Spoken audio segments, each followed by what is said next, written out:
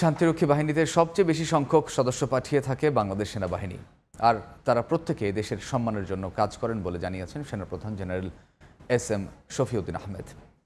সকালে Bangladesh institute of international and strategic studies আয়োজিত এক সেমিনারে একথা বলেন তিনি। এ সময় সেনাপ্রধান বলেন, সেনাবাহিনী যেসব কাজ করেছে জাতিসংঘের শান্তিরক্ষী হিসেবে তার ফলাফল পাচ্ছে দেশ। প্রতিরক্ষা কূটনীতি সবসময় দেশের জন্য ভালো কিছুই নিয়ে এসেছে।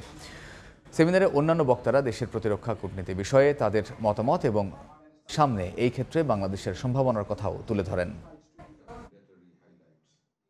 Out of those peacekeepers, more than 90% is from Bangladesh Army. Remember, while you are doing this mission, you are also an ambassador of Bangladesh. Do not do anything which defame Bangladesh. Do everything that brings name and fame for Bangladesh.